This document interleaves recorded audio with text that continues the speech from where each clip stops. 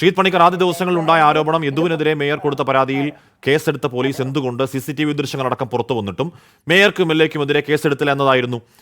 അത് തുല്യനീതിയുടെ ചോദ്യമാണ്, ഒരു സംശയ കാര്യത്തിലില്ല. അത് ആ കോടതി ഇടപെടലാണെങ്കിലും പോലീസ് കേസെടുത്തോട് ആ ചോദ്യത്തിന് ഉത്തരമായില്ലേ? അശ്ലീലാംഗ്യം കാണിച്ചു എന്ന മേയറുടെ ആരോപണം ശരിയാണെന്ന് തോന്നിക്കുന്ന റോഷ്നിയുടെ അടക്കം അനുഭവങ്ങൾ പുറത്തുവരുന്നു. ട്രാഫിക് നിയമലംഘനങ്ങൾ പതിവാക്കിയ ആളാണെന്ന് പോലീസ് റിപ്പോർട്ടുകൾ പുറത്തുവരുന്നു. അധികാരം വേട്ടയാടുന്ന ഒരു പാവം ഡ്രൈവർ എന്ന ആനുകൂല്യം കൂടുതൽ വിവരങ്ങൾ പുറത്തു വരുമ്പോൾ ആ ഡ്രൈവർ അർഹിക്കുന്നതാണോ? ശ്രീജിത്ത്. ശ്രീ ഹാഷ്മി, അധികാരം വേട്ടയാടുന്ന ഒരു പാവം ഡ്രൈവർ എന്ന നിലയ്ക്ക് ശ്രീ യദുവിനെ ആൾക്കാർ കാണുന്നതിന്റെ കാരണം തിരുവനന്തപുരത്ത് നടന്ന ഇൻസിഡന്റ് ആണ്. അപ്പൊ ആ ഇൻസിഡന്റിൽ യദു എന്തെങ്കിലും രീതിയിലുള്ള ആരോപിക്കപ്പെടുന്ന രീതിയിലുള്ള കുറ്റം ചെയ്തിട്ടുണ്ടെങ്കിൽ അദ്ദേഹത്തെ ആരും തന്നെ പിന്തുണയ്ക്കുമെന്ന് എനിക്ക് തോന്നുന്നില്ല. അതായത് ആ ഒരു വിഷയത്തിൽ മേയറെയും MLA-യും അടക്കം, അല്ലെങ്കിൽ പിന്നീട് പത്രസമ്മേളനം നടത്തിയ ശ്രീ റഹീമിനെയും അടക്കം എതിർക്കുന്ന ആൾക്കാർ പോലും ആ ഒരു വിഷയത്തിൽ നിരുപാധികമായിട്ടുള്ള പിന്തുണയൊന്നും തന്നെ KSRTC ഡ്രൈവർക്ക് കൊടുത്തിട്ടുണ്ട് എന്ന് ഞാൻ കരുതുന്നില്ല. കാരണം അതുമായി ബന്ധപ്പെട്ട ഈ ആരോപണത്തിന്റെ നിദാനമായിട്ടുള്ള സംഭവം, ഈ ഒരു അശ്ലീലാംഗ്യം കാണിച്ചു എന്നതിനെ പറ്റി തെളിവുകളൊന്നും തന്നെയില്ല. അപ്പൊ നാളെ അങ്ങനെ ഒരു തെളിവ് പുറത്തു വരികയാണെങ്കിൽ നിശ്ചയമായും ആ ആരോപണം എന്ന് പറയുന്നത് ജസ്റ്റിഫൈഡ് ആയിരിക്കും. അങ്ങനെയാണ് എങ്കിൽ ആര്യ രാജേന്ദ്രൻ അവിടെ പറഞ്ഞിരിക്കുന്ന കാര്യം ശരിയായിരിക്കും എന്ന കാര്യത്തിലും തർക്കമൊന്നുമില്ല. പക്ഷെ ഇവിടെ അദ്ദേഹത്തിന് ഒരു പ്രിവിലേജിന്റെ ഭാഗമായിട്ടുള്ള ഒരു പ്രശ്നമുണ്ട്. അതായത് അപ്പുറത്ത് നിൽക്കുന്ന ആൾക്കാർ നമ്മളിപ്പോ എല്ലാ കാര്യത്തിലും തെളിവ് വേണം. ഇപ്പൊ ഞാൻ പറയുന്നത്, ഇപ്പോൾ ആര്യ രാജേന്ദ്രൻ ഇനി പ്രായക്കുറവ് കൊണ്ടോ അവക്കത കൊണ്ടോ കുറെ അധികം കള്ളം എന്ന് ഞാൻ പറയുന്നില്ല, വാസ്തവവിരുദ്ധമായ കാര്യങ്ങൾ പറഞ്ഞു എന്ന് പറഞ്ഞാൽ എന്താണ്? ചേസ് ചെയ്തിട്ടില്ല, അല്ലെങ്കിൽ വണ്ടിക്ക് വട്ടം വെച്ചിട്ടില്ല, അല്ലെങ്കിൽ ഭർത്താവും MLA-യുമായ സച്ചിൻ ദേവ് വണ്ടിക്കുള്ളിൽ കയറിയിട്ടില്ല തുടങ്ങിയ കാര്യങ്ങൾ വസ്തുതാവിരുദ്ധമായി പറഞ്ഞു. അത് ശരിയാണെന്ന് പറയുമ്പോൾ പോലും ഇത്തരത്തിൽ മാരക സ്വഭാവത്തിലുള്ള ഒരു പരാതി കള്ളം പറയുമെന്ന് കരുതണോ ശ്രീജിത്ത് പണിക്കർ? അതിന് തെളിവ് നമ്മൾ വേണമെന്ന് നിർബന്ധം പിടിക്കാവോ ശ്രീജിത്ത് പണിക്കർ? അല്ല, നമ്മുടെ നാട്ടില് അങ്ങനെ ഒരാൾ പറയുന്നത് കേട്ട് ചെയ്യുന്ന രീതിയിലുള്ള ഒരു നിയമ സംവിധാനമല്ല നമ്മുടെ നാട്ടിലുള്ളത്. നമ്മുടെ തെളിവിന്റെ അടിസ്ഥാനത്തിലുള്ള ഒരു നിയമ സംവിധാനമാണ്. ഇത് തെളിയിക്കപ്പെടേണ്ടത് എവിടെയാണ്? നമ്മൾ തമ്മിലുള്ള സംഭാഷണത്തിലോ ഈ ഒരു ചർച്ചയിലോ അല്ല ഇത് തെളിയിക്കപ്പെടേണ്ടത്. അത് തെളിയിക്കപ്പെടേണ്ടത് ഒരു കോടതി മുറിയിലാണ്. അപ്പൊ കോടതി മുറിയിൽ സ്വാഭാവികമായിട്ടും അവിടെ വേണ്ടത് എന്താണ്? തെളിവാണ്. അപ്പൊ അങ്ങനെ വരുന്ന സമയത്ത് രണ്ടാൾക്കാരുടെയും ആ സമയത്തുണ്ടായിരുന്ന പ്രതികരണങ്ങൾ എന്ന് പറയുന്നത് ഉൾപ്പെടെ അവിടെ എന്തായാലും ട്രയലിന്റെ ഭാഗമായിട്ട് വരും. ഉറപ്പ്. അപ്പൊ അങ്ങനെ നോക്കിക്കഴിഞ്ഞാൽ ഈ ഓരോരുത്തരും പറഞ്ഞിരിക്കുന്ന കാര്യം എന്താണ്, അങ്ങോട്ടും ഇങ്ങോട്ടും ആരോപിക്കപ്പെട്ടിരിക്കുന്ന കാര്യങ്ങളുടെ സത്യസന്ധത എന്താണ് എന്ന കാര്യവും അവിടെ നിശ്ചയമായിട്ടും വരും. അങ്ങനെ നോക്കിക്കഴിഞ്ഞാൽ വാസ്തവ വിരുദ്ധമെന്നല്ല ഞാൻ പറയുന്നത്, പച്ച നുണ തന്നെയാണ് ആര്യ രാജേന്ദ്രൻ അവിടെ പറഞ്ഞിരിക്കുന്ന പല കാര്യങ്ങളും. വാഹനം അവിടെ പാർക്ക് ചെയ്തതിന് ശേഷം പിന്നീട് വന്ന് അവിടെ സംസാരിക്കുകയായിരുന്നു. വാഹനം അവിടെ പാർക്ക് ചെയ്തിരുന്നു എന്ന് പറയുമ്പോൾ ആ പാർക്ക് ചെയ്തിരിക്കുന്നത് വട്ടം വെച്ചിട്ടില്ല എന്ന് പറയുന്നത് വട്ടം വെച്ചിരിക്കുകയായിരുന്നു. ഈ ഡ്രൈവർ ലഹരി ഉപയോഗിച്ചിരുന്നു എന്ന രീതിയിലത്തേക്ക് യാതൊരു വിധത്തിലുള്ള ആധികാരികതയും ഇല്ലാതെ പറയുകയാണ്. അതേപോലെ തന്നെ ഈ MLA ബസ്സിലേക്ക് കയറിയിട്ടുണ്ടോ ഇല്ലയോ എന്ന കാര്യത്തിൽ അവിടെ എങ്ങും ഇല്ലാതിരുന്ന, എന്നാൽ സ്ഥലത്തെ MP ആയിട്ടുള്ള, രാജ്യസഭാ MP ആയിട്ടുള്ള ശ്രീ റഹീമാണ് പറയുന്നത് അദ്ദേഹം ബസ്സിൽ കയറിയിരുന്നുവെന്ന്. അതിനുശേഷം പിന്നെ MLA പറയുന്നു ഞാൻ ഫുട്ബോളിൽ കയറിയെന്ന്. ഫുട്ബോൾ എന്ന് പറയുന്നത് ബസ്സിന്റെ ഭാഗമാണ്, അല്ലാതെ ഫുട്ബോളിൽ കയറിയാൽ അത് ബസ്സിലല്ല എന്നൊന്നും നമുക്ക് പറയാൻ കഴിയില്ല. അപ്പൊ അങ്ങനെ നോക്കിക്കഴിഞ്ഞാൽ ഓരോരുത്തരും പറഞ്ഞിരിക്കുന്ന പ്രസ്താവനകൾ, അതേപോലെ തന്നെ യദു പറഞ്ഞിരിക്കുന്ന പ്രസ്താവനകളിൽ തെറ്റുണ്ട് എങ്കിൽ അതും ഇതേപോലെ തന്നെ തെളിയിക്കപ്പെടണം. ഇപ്പൊ രാജേന്ദ്രൻ ഇപ്പൊ ഞാൻ പറയുന്നത്, ഈ പറയുന്ന രീതിയിൽ നമ്മൾ പെരുമാറിയാൽ നമുക്കെതിരെ കേസ് ഉണ്ടാകുമെന്നതിൽ തർക്കമില്ല. തെളിവുകൾ പുറത്തു വന്നിട്ടും അവർ പോലീസ് കേസെടുക്കാൻ മടിച്ചു നിന്നതും, എന്താണ് കോടതി ഇടപെടൽ മാത്രം കേസെടുക്കുന്നതും, അത് ദുർബലമായ വകുപ്പുകൾ ചുമത്തി കേസെടുക്കുന്നതും, അതും മേയർക്കും MLA-ക്കും കിട്ടുന്ന അധികാരത്തിന്റെ പ്രിവിലേജ് ആണെന്നതും ഞാൻ വിശ്വസിക്കുന്നു. പക്ഷേ ഇവിടെ പ്രശ്നം എന്താണ്? ഒരു സ്ത്രീ എന്നുള്ള നിലയ്ക്ക്, മേയർ എന്നൊക്കെ പോട്ടെ, സ്ത്രീ എന്നുള്ള നിലയ്ക്ക് ആര്യ രാജേന്ദ്രൻ ഒരു ലൈംഗികാധിക്ഷേപ സ്വഭാവത്തിൽ ഒരു ആംഗ്യം കാണിച്ചു ഡ്രൈവർ, അതാണ് പ്രശ്നങ്ങൾ തുടക്കമെന്ന് പറയുന്നു. അതൊരു തെളിവ് വേണമെന്ന് ചോദിക്കുമ്പോൾ റോഷ്നി എന്ന് പറയുന്ന ഒരു മറ്റൊരു സ്ത്രീ 9 മാസം മുൻപ് സമാനമായ സംഭവം ഉണ്ടായെന്നും സമാനമായ രീതിയിൽ അശ്ലീല ഭാഷകൾ ഉപയോഗിച്ചുകൊണ്ട് സംസാരിക്കുന്ന ആളാണ് ഇയാളെന്ന് പറയുന്നു. അപ്പോൾ ഈ ഡ്രൈവർ പറയുന്നു ഞാൻ വണ്ടി ഓടിച്ചിട്ടില്ല അങ്ങോട്ടേക്ക്. മന്ത്രി KB ഗണേഷ് കുമാർ മന്ത്രി പറയുകയാണ് ഇപ്പോൾ ആ പറയുന്ന മൊത്തം സത്യമാണെന്ന് അന്വേഷണത്തിൽ തെളിയട്ടെ. പക്ഷേ റോഷ്നി പറയുന്നത് സത്യമുണ്ടെന്ന് സ്ഥിരീകരിക്കുമ്പോൾ ഞാൻ പിന്നെയും ചോദിക്കുന്നത്, ഈ അധികാരം വേട്ടയാടുന്ന ഒരു ഡ്രൈവർ എന്ന ആനുകൂല്യം അർഹിക്കുന്നുണ്ടോ യദു?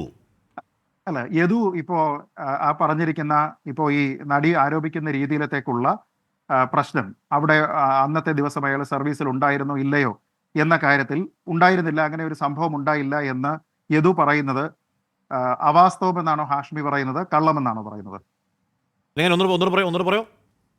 അതായത് നടി റോഷ്ന എന്ന നടി ആരോപിക്കുന്നത് അങ്ങനെ ഒരു സർവീസ് അന്നുണ്ടായിരുന്നു, അന്ന് ഇയാൾ മോശമായ രീതിയിൽ സംസാരിച്ചു എന്നാണ് പറയുന്നത്. യദു പറഞ്ഞത് അങ്ങനെ ഒരു സംഭവമേ ഉണ്ടായിട്ടില്ല എന്നാണ്. അത് അവാസ്തവം എന്നാണോ ഹാഷ്മി വിശ്വസിക്കുന്നത്, അതോ കള്ളം എന്നാണോ? രണ്ടിന്റെ അർത്ഥം ഒന്ന് തന്നെയാണെങ്കിലും അതിപ്പോ അവാസ്തവമാണ്. അല്ല, അല്പം മുമ്പ് രണ്ടിന്റെയും അർത്ഥം അവാസ്തവമാണ്. ഒന്നല്ല എന്ന നിലയ്ക്കാണ് ഹാഷ്മി സംസാരിച്ചത്. അതുകൊണ്ടാണ് ഞാൻ അവാസ്തവമാണ്. അത് ചോദിച്ചത്. അല്ല, അവാസ്തവം എന്ന് ഞാൻ അങ്ങനെ പറയൂ. പറയുക. ശരി. അപ്പോൾ അങ്ങനെയാണെങ്കിൽ ഞാൻ ചോദിക്കുന്നത്, ആ ഒരു വിഷയത്തിന്റെ പേരിൽ അങ്ങനെ ഒരു സംഭവം ഉണ്ടായിട്ടുണ്ട്. അതിനും ഈ പറയുന്നത് പോലെ ഇപ്പൊ റോഷന പറഞ്ഞിരിക്കുന്ന രീതിയിലത്തേക്കുള്ള ആരോപണമായിട്ട് അത് മാസങ്ങൾക്ക് ശേഷം റോഷന പറയുന്നു. നേരെ മറിച്ച് അതൊരു കേസായിട്ട് രജിസ്റ്റർ ചെയ്തിട്ടില്ല. അതിന് അവർക്ക് വ്യക്തിപരമായിട്ടുള്ള അവരുടേതായിട്ടുള്ള കാരണങ്ങൾ ഉണ്ടാകാം. പക്ഷേ അതിനും ഈ പറയുന്ന രീതിയിലുള്ള തെളിവുകൾ അല്ലെങ്കിൽ അതിന്റെ ഒരു പരാതിയായിട്ടുള്ള സ്വഭാവം ഇതൊന്നും തന്നെ ഇല്ല. എന്ന് വെച്ചാൽ ഒരു ലീഗാലിറ്റിയുടെ ഭാഗമായിട്ട് മാത്രം നമ്മൾ നോക്കിയാൽ കോടതിയിലേക്ക് വരുന്ന സമയത്ത് അതും തെളിയിക്കുന്നതിന് ആവശ്യമായിട്ടുള്ള കുറേയധികം തെളിവുകൾ അവിടെയുണ്ട്. റോഷ്ന എന്ന് പറയുന്ന ആൾ പറഞ്ഞിരിക്കുന്ന കാര്യം വാസ്തവമാണ് എന്ന് തന്നെയുള്ള ഒരു അസംഷനിൽ തന്നെ പോകാം. അങ്ങനെ സംഭവിച്ചിട്ടുണ്ട് എന്ന് കരുതി ആര്യ രാജേന്ദ്രനെ ഇദ്ദേഹം ആംഗ്യം കാണിച്ചിട്ടുണ്ട് എന്നൊരർത്ഥമുണ്ടോ? ഏതെങ്കിലും ഒരു കോടതി അങ്ങനെ കരുതുമോ? അത് കരുതില്ല. പക്ഷേ ഒരു സംഭവിച്ചിട്ടുണ്ട് അങ്ങനെ കരുതില്ല. എന്നതുകൊണ്ട് മാത്രമല്ല, നേരത്തെ എപ്പോഴോ ചെയ്ത കുറ്റങ്ങൾ ഇപ്പോൾ ചെയ്തൊരു കുറ്റത്തിന്റെ സംശയം നിഴലിൽ നിർത്താൻ പര്യാപ്തമല്ല എന്ന് പറയുമ്പോൾ പോലും റോഷനയ്ക്ക് അനുഭവം ഉണ്ടാകുന്നുണ്ട്. നേരത്തെ സമാനമായ ഒരു പ്രശ്നത്തിൽ KSRTC ഒരു ആഭ്യന്തര അന്വേഷണം ഇയാൾക്കെതിരെ നടത്തി എന്ന് സ്ഥിരീകരിക്കാൻ കഴിയുന്ന വിവരങ്ങൾ പുറത്തേക്ക് വരുന്നു. അതിന്റെ റിപ്പോർട്ടുകളൊന്നും പുറത്തു വന്നിട്ടില്ലെങ്കിൽ കൂടി പറയുന്നു. അതിനു മുൻപ് ഒരു FIR ഉണ്ട്. ആ FIRൽ ഇതിനേക്കാൾ ഗുരുതരമായ അങ്ങേയറ്റം അധമമായ ചില പരാമർശങ്ങൾ FIR ഉണ്ട്. കോടതിയിലേക്ക് എത്തുമ്പോൾ അത് സെറ്റിലായിപ്പോയി, ഔട്ട് ഓഫ് കോർട്ട് സെറ്റിൽമെന്റിലാണ് തീർന്നു പോകുന്നത്. അതിന്റെ പേരിൽ രാഷ്ട്രീയമാണെന്ന് ഇത് പറയുന്ന യദു എന്താണ് അതിലെ രാഷ്ട്രീയമെന്ന് പുറത്തു പറയുന്നില്ല. ഒരു സംശയത്തിന്റെ ഒരു സംശയം യദു എന്ന് പറഞ്ഞ ഡ്രൈവറെ ചുറ്റിപ്പറ്റി നിൽക്കുന്നുണ്ട്. ശ്രീജിത്ത്, കൂടുതൽ വിവരങ്ങൾ പുറത്തേക്ക് വരുമ്പോൾ നോക്കൂ ഹാഷ്മി, ഇതിൽ യദുവിന് സ്വഭാവ സർട്ടിഫിക്കറ്റ് കൊടുക്കുക എന്ന രീതിയിലത്തേക്കുള്ള ഒരു അഭിപ്രായ പ്രകടനത്തിന്റെ ഭാഗത്തല്ല ഞാൻ. യദുവിന്റെ ക്യാരക്ടർ ആൻഡ് കോണ്ടക്ട് തീരുമാനിക്കേണ്ടുന്ന ഒരു വ്യക്തിയുമല്ല ഞാൻ. അദ്ദേഹത്തിന്റെ സ്വഭാവം എന്ത് നല്ലതാണോ ചീത്തയാണോ എന്നത് എന്നെ സംബന്ധിച്ചിടത്തോളം ഒരു വിഷയവുമല്ല. ഞാനിവിടെ കരുതുന്നത് അങ്ങനെ ഒരു ആരോപണം അവിടെ ഉണ്ടെങ്കിൽ ആ കാര്യത്തിൽ യദു, ഇപ്പൊ ഈ റോഷ്ന എന്ന നടി പറയുന്നതും ആര്യ രാജേന്ദ്രൻ എന്ന മേയർ പറയുന്നതുമായിട്ടുള്ള വിഷയം അവിടെ ഉണ്ട് എന്ന് സ്ഥാപിക്കപ്പെട്ടാൽ അദ്ദേഹത്തിന് പരമാവധി മാതൃകാപരമായിട്ടുള്ള ശിക്ഷ നൽകണമെന്നുള്ള അഭിപ്രായമാണ് എനിക്കുള്ളത്. പക്ഷെ ഞാനിവിടെ കാണുന്ന അതല്ല. നിങ്ങൾക്കൊരു പരാതി ഉണ്ടെങ്കിൽ നിങ്ങൾ എങ്ങനെയാണ് അതിനെ ട്രീറ്റ് ചെയ്യേണ്ടതെന്നുള്ളതാണ്. ഇപ്പൊ ആര്യ രാജേന്ദ്രൻ പറഞ്ഞിരിക്കുന്ന ഏറ്റവും പ്രധാനപ്പെട്ട ക്ലെയിം എന്താണ്? മേയർ എന്ന പ്രിവിലേജ് ഉപയോഗിച്ചുകൊണ്ടല്ല ഞാൻ ഈ വിഷയത്തിൽ ഇടപെട്ടിരിക്കുന്നത്. ഒരു സ്ത്രീ എന്ന നിലയ്ക്ക് എനിക്കുണ്ടായിരുന്ന ബുദ്ധിമുട്ടിന്റെ പേരിലാണ് ഞാൻ ഇടപെട്ടിരിക്കുന്നത്. ഞാൻ ചോദിക്കുന്നത്, ഒരു സ്ത്രീ എന്ന നിലയ്ക്ക് നമ്മുടെ നാട്ടിലുള്ള സ്ത്രീകളിൽ ആർക്കെങ്കിലും KSRTC ബസ്സിലുള്ള ഒരാൾ, ഒരു ഡ്രൈവർ അല്ലെങ്കിൽ ഒരു കണ്ടക്ടർ എന്തെങ്കിലും ഒരു അശ്ലീല ചേഷ്ട കാണിച്ചു എന്ന് തോന്നിയാൽ വട്ടം വെക്കാമോ? വട്ടം വെച്ചതിന് ശേഷം ആ ബസ്സിന്റെ ട്രിപ്പ് അവിടെ നിർത്താമോ? ഓൾട്ടർനേറ്റീവ് അറേഞ്ച്മെന്റ് ഇല്ലാതെ അവിടെയുള്ള ആൾക്കാരെ ഇറക്കി വിടാമോ?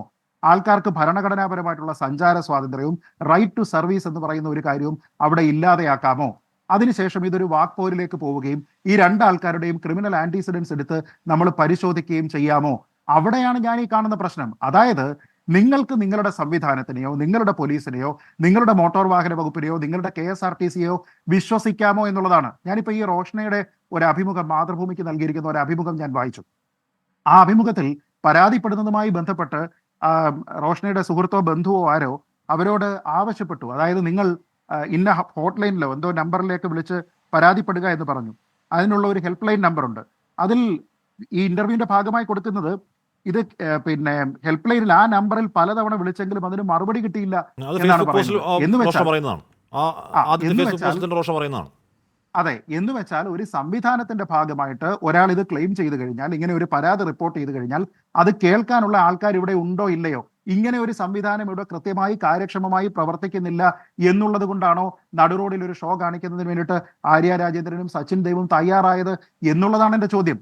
ഞാൻ ചോദിക്കട്ടെ, നമ്മുടെ നാട്ടിൽ ഇതിപ്പോ തമ്പാനൂരാണ് ആൾക്കാർ എന്തായാലും സ്വാഭാവികമായിട്ട് തിരുവനന്തപുരം ടിക്കറ്റ് എടുക്കുന്ന ആൾക്കാർ ഇറങ്ങുന്നത്.